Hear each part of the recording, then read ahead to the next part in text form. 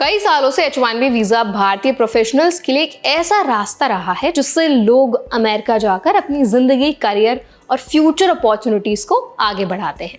लेकिन अब इसी H1B वीजा प्रोग्राम को लेकर एक नया मोड़ आ गया है। अमेरिका के डिपार्टमेंट ऑफ लेबर ने लगभग 175 केसेस में जांच शुरू कर दी है, ये देखने के लिए कि कहीं कंपनीज इस वीजा प्रोग्राम का गलत इस्तेमाल तो नहीं कर रही और ये कदम सीधा असर डाल सकता है उन इंडियंस पर जो अमेरिका में जॉब या करियर अपॉर्चुनिटीज के लिए H1B पर डिपेंड करते हैं।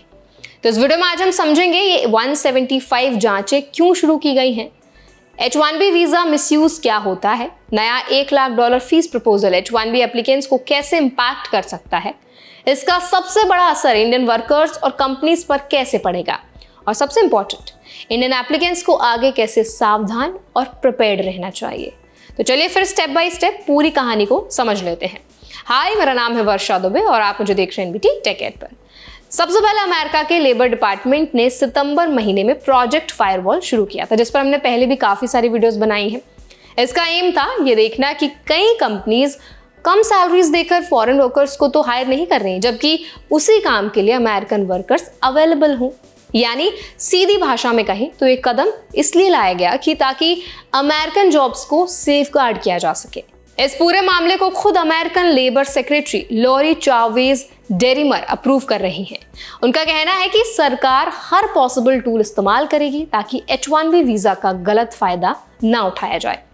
अब सवाल आता है, मिसयूज कैसे हो रहा था? H1B वीजा ओरिजिनली उन लोगों के लिए बनाया गया था जिनके पास स्पेशलाइज्ड स्किल्स हो, जैसे टेक्नोलॉजी, इंजीनियरिंग या फाइनेंस सेक्टर्स में एक्सपर्टीज। लेकिन कई कंपनीज ऐसा करती हैं कि इंडियन वर्कर्स को कंपैरेटिवली कम सैलरी देकर हायर कर लेती हैं और यही बात अमेरिकी युवा वर्कर्स को जॉब मार्केट में पीछे कर देती है। इसको ही रैम्पेंट मिसयूज कहा जाता है। यही रीजन है कि हाल में सरकार ने सोशल मीडिया पर एक कैंपेन भी चलाया जिसमें कहा गया कि इंडिया सबसे बड़ा यूजर है H1B वीजा प्रोग्राम का और अगर मिसयूज जारी रहा तो इससे अमेरिकन ड्रीम यानी अपॉर्चुनिटीज फॉर अमेरिकन यूथ खतरे में पड़ सकती है। अब बात करते हैं उस बड़ी बात की जिसने पूरे डिस्कशन को और ज्यादा सेंसिटिव बना दिया। ट्रंप एडमिनिस्ट्रेशन ने एक नया प्रपोजल दिया है जिसमें कंपनीज को हर H1B एप्लीकेशंस पर $1 लाख की एक बार की फीस देनी होगी। ये सीधा उन कंपनीज को टारगेट करता है जो बड़ी संख्या में फॉरेन वर्कर्स को हायर करती हैं। इसका इंपैक्ट इंडियंस पर सबसे ज्यादा क्यों पड़ेगा उस पर बात कर लेते हैं, क्योंकि हर साल H1B वीजा एप्लीकेशंस में लगभग 70% से ज्यादा शेयर भारतीय प्रोफेशनल्स का होता है। IT, software development, data analytics, research, health care, इनमें इंडियन वर्कर्स ऑलरेडी एक बड़ी वर्कफोर्स हैं। अगर फीस इतनी बढ़ जाती है तो छोटी और मिड लेवल कंपनीज विदेशी एम्प्लॉयर्स को हायर करने में हिचकिचाने लगेंगी। अब इसका रिजल्ट क्या होगा? H1B एप्लीकेशंस कम होगी और इंडियंस को मिलने वाली US जॉब अपॉर्चुनिटीज भी घट सकती हैं। अब एक और इंपॉर्टेंट पॉइंट है, ये जांच सिर्फ कंपनीज के खिलाफ नहीं है। इन जांचों का असर paper work, visa processing time, approvals और रिन्यूअल्स पर भी पड़ेगा। इसका मतलब ये है कि जो इंडियंस ऑलरेडी US में काम कर रहे हैं उन्हें भी फ्यूचर एक्सटेंशंस के समय ज्यादा स्क्रूटनी फेस करनी पड़ सकती है। तो अब सवाल आता है, इंडियंस को क्या करना है? सबसे पहले पैनिक करने की बिल्कुल भी बात नहीं है। इन्वेस्टिगेशंस का मतलब ये नहीं है कि सभी H1B होल्डर्स को जॉब्स का खतरा है, लेकिन अब डॉक्यूमेंटेशन, जॉब रोल क्लैरिटी और सैलरी जस्टिफिकेशन पहले से ज्यादा इंपॉर्टेंट हो गया है। इंडियन प्रोफेशनल्स को इन चीजों पर ध्यान रखना चाहिए। क्या है वो चीज, मैं आपके साथ शेयर कर देती हूँ।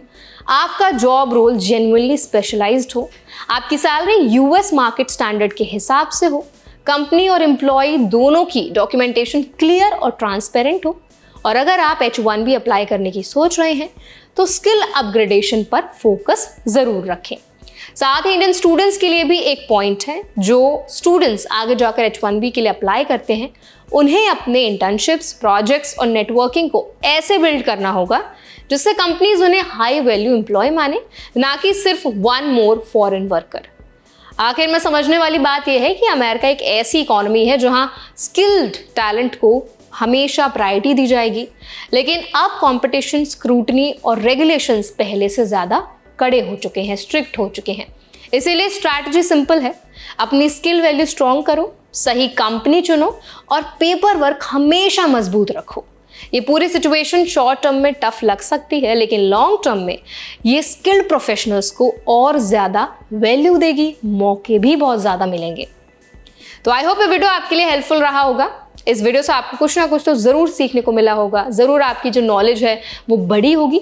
अगर वीडियो आपको अच्छा लगा हो तो वीडियो को ज़रूर लाइक करें, शेयर करें। ऐसे और भी अपडेट्स के लिए, वीडियोस के लिए, इन्फॉर्मेशन के लिए हमारे चैनल NBT Tech Ed को भी ज़रूर सब्सक्राइब करें।